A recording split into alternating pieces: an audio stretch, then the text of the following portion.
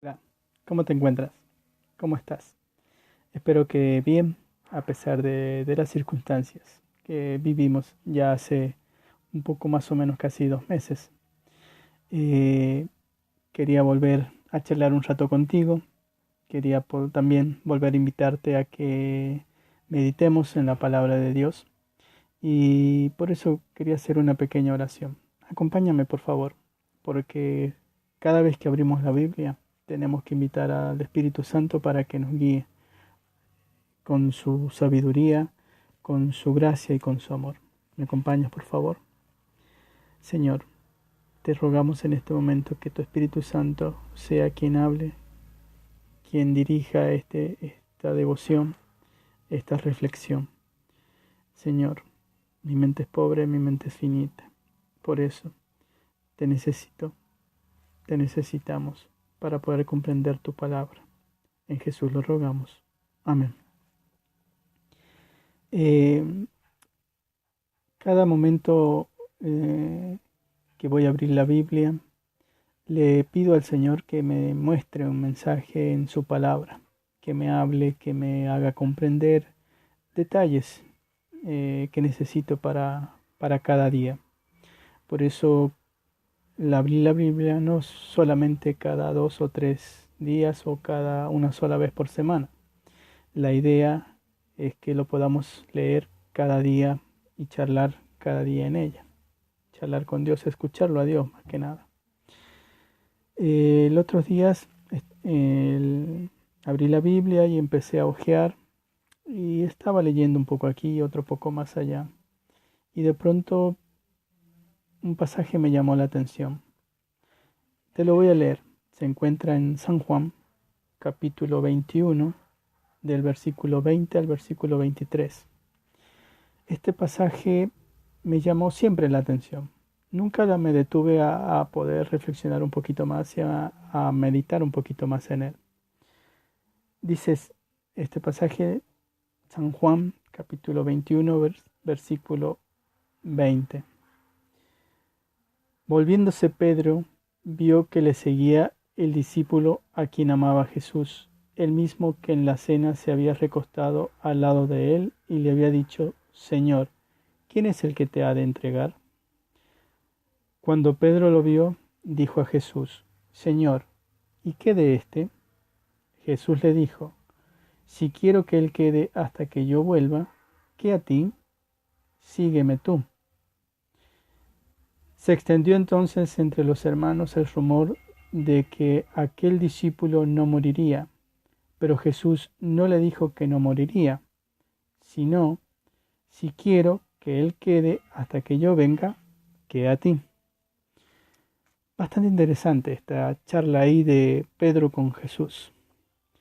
Nos vamos a ubicar en el momento, en el tiempo en el cual está sucediendo este evento. Jesús había resucitado, estaba compartiendo unos días con sus discípulos, pero en este momento los discípulos estaban pescando. De pronto Jesús llegó hasta la orilla y les habló, y ellos se acercaron y Jesús tenía allí unos peces para convidarles. Entonces estuvieron charlando. Y en este momento es donde hay una charla especial con Pedro. Pedro lo había negado a Jesús 3 veces. Nosotros siempre hablamos del traidor de Judas, que lo vendió Jesús y que demás, y le caemos con un palo solamente a Judas. Pero tanto Pedro como los otros discípulos, ¿qué hicieron también? También estuvieron en la misma situación. Entonces, como Pedro, ante todos, había negado a Jesús, ahora aquí también, ante la hermandad, Jesús lo confirma a Pedro. Lo perdonó, a pesar de cuán bajo cayó, pero el arrepentimiento de Pedro dio muestras de que él quería cambiar y que nunca más iba a volver a hacer lo que hizo esa noche. Entonces aquí 3 veces Jesús le pregunta a Pedro, si ¿me amas, Pedro? ¿Me amas, Pedro? ¿Me amas, Pedro? Y que Pedro le contesta que sí, ¿no? Después de que pasó esto, esta charla especial de Pedro y Cristo, donde Pedro es confirmado nuevamente en el ministerio, tienen esta otra charla.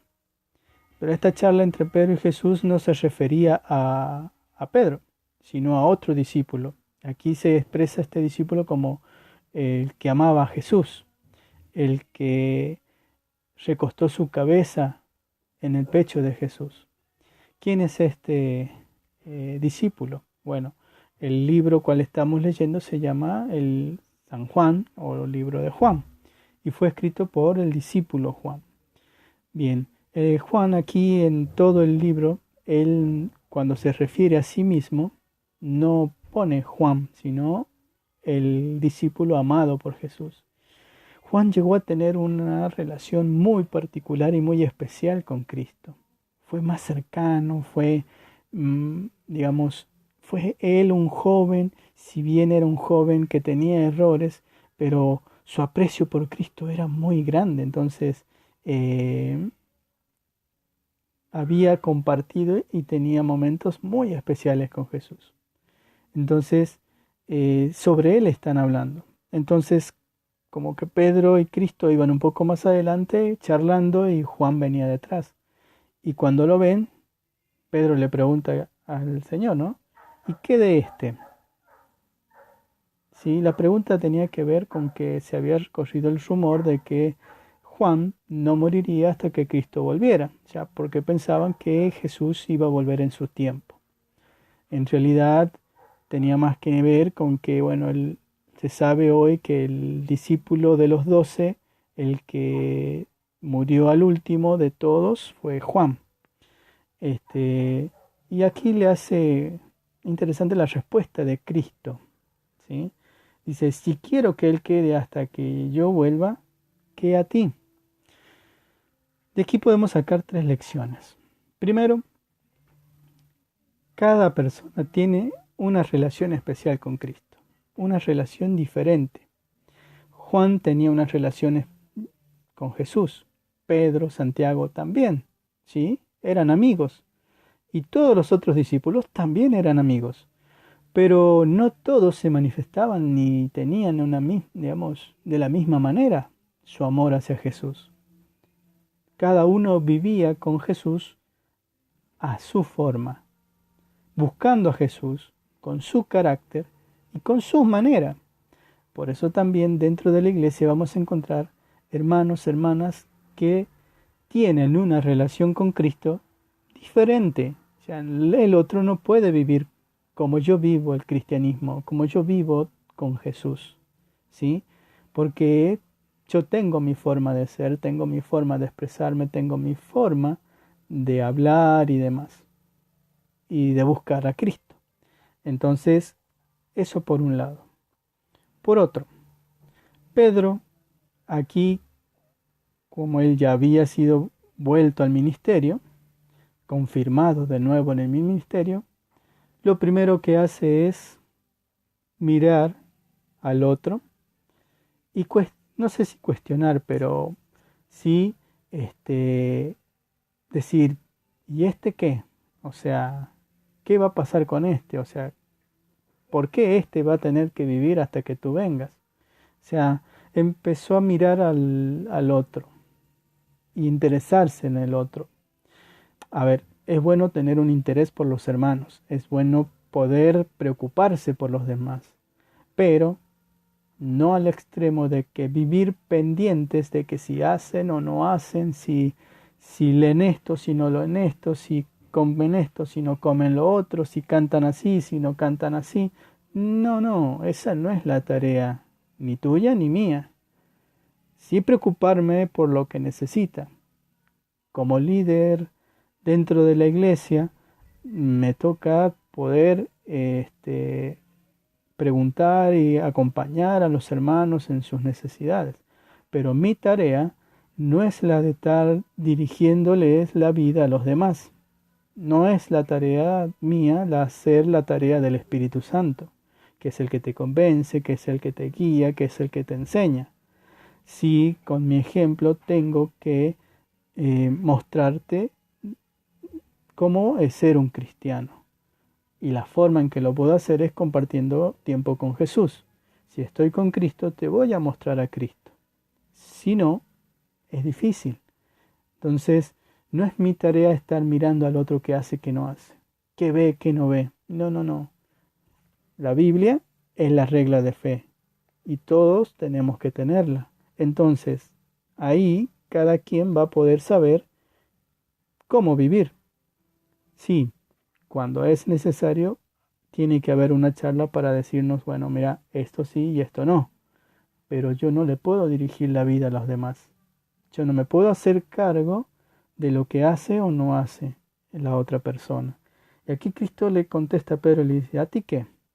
Tú sígueme. O sea, simplemente lo que te tiene que importar, lo que tenés que tener en claro es vivir para Cristo. Seguirlo a Él. No hay más. No hay otra cosa. Nos podemos hablar horas y horas de diferentes métodos y esto y aquello. Es simple. Para poder tener la vida eterna, tenemos que vivir con Cristo. Fíjate lo que dice en San Juan capítulo 17, versículo 3, 22 y 23. Allí dice, y esta es la vida eterna, que te conozcan a ti, el único Dios verdadero, y a Jesucristo, a quien has enviado. La vida eterna tiene que ver con eso, con compartir tiempo con Cristo, conocer a Dios, conocer a Jesús. Ese es el fin de todo, ¿sí? Sigue diciendo después, yo les he dado la gloria que me diste para que sean uno, así como nosotros somos uno. Yo en ellos y tú en mí, para que sean perfectos en unidad, para que el mundo conozca que tú me enviaste y que los has amado a ellos como también a mí me has amado. En esta parte Jesús están allí en el aposento alto, están charlando, están compartiendo un momento y comienza a orar por los discípulos, por ellos, por nosotros también. Y aquí dice que la vida eterna es compartir tiempo con Cristo. La vida eterna tiene que ver con conocerlo cada día. Por eso cada día tenemos que abrir la palabra de Dios. Cada día tenemos que escucharlo para saber cuál es su voluntad. Y Él quiere que su gloria también se manifieste en nosotros. ¿Y cuál es la gloria de Dios? Es su carácter. Entonces, que su carácter se manifieste a través de nosotros. Esa es la idea. Cuando fuimos creados éramos imagen y semejanza de Dios. El pecado transformó eso. Ya no tenemos el carácter de Dios, sino tenemos el carácter del enemigo. ¿Sí? Egoísmo, orgullo, mentira, todo eso es del enemigo, no proviene de Dios. De Dios proviene la verdad, la justicia, el amor, el gozo, la paz, la paciencia, la benignidad, la bondad, la fe. Dios quiere estar contigo, quiere estar conmigo, para que haya un cambio real, un cambio verdadero. Que tiene que haber unidad. No puede estar Cristo presente donde hay división. No. Cuando hay unidad en la iglesia, hay realmente cristianismo. ¿Sí? No es que quiere decir que todos vamos a pensar iguales, no. Pero sí todos tenemos algo. Todos buscamos a Jesús. Todos tenemos a Jesús en mente. Todos tenemos la misión en nuestra mente y en nuestro corazón. Y estamos enfocados en eso. No estamos enfocados en mirar al otro, en qué hace, qué no hace. Cuando yo me enfoco demasiado en qué está haciendo mi hermano, el pastor, el esto o el aquel, yo voy a estar pecando. Porque me fijo en los errores de los demás y descuido mis errores. Por eso aquí Dios no nos dice enfócate en mirar a los hermanos, en cuestionar a los hermanos, en cuestionar a este, a aquel otro, en cuestionar a la iglesia. No, enfócate en compartir tiempo con Cristo, conocer a Dios realmente. Y de esa forma van a venir los cambios. Entonces, unidad es la que necesitamos. Cuando se dio el Pentecostés, los discípulos estaban juntos, unánimes, con un deseo, servir a Cristo, hacer la obra que Dios tenía destinada para ellos. Estamos en los tiempos finales. También tenemos que hacer una obra. necesitamos la unidad. La unidad que proviene de lo alto, no de palabras vanas, sino de la palabra de Dios. Por último, quiero invitarte a compartir Segunda de Crónicas, capítulo 7, versículo 14 y 15. Allí encontramos esto que es fundamental para nosotros. ¿Qué es lo que más necesitamos? Fíjate. Si se humilla mi pueblo, sobre el cual mi nombre es invocado, y oran, y buscan mi rostro, y se convierten de sus malos caminos, entonces yo iré desde los cielos, perdonaré sus pecados, sanaré su tierra. Mis ojos estarán abiertos y mis oídos atentos a la oración que se haga en este lugar. ¿Te das cuenta? No tiene que ver con otra cosa más que el ser humildes, humillarse ante Dios, reconocer la condición en la que estás, en la que yo estoy. Humillarte, humillarnos, humillarme ante Dios. Para poder ser un líder conforme a la voluntad de Dios, tengo que humillarme ante el Señor, porque si no, no va a servir. Todo lo que pueda decir van a ser palabras vanas. Aquí está la solución. Humillarnos ante Dios. Si tú crees en Dios, si tú quieres pertenecer al pueblo de Dios, primero necesitas humillarte. Orar. Busca su rostro. O sea, encuéntrate con Él cara a cara. ¿Ves cómo estamos ahora hablando? Así, cada día, cada mañana. Encuéntrate cara a cara con Jesús. Míralo a los ojos. Charla. Sé sincero con Él. Tú sabes la condición en la que te encuentras.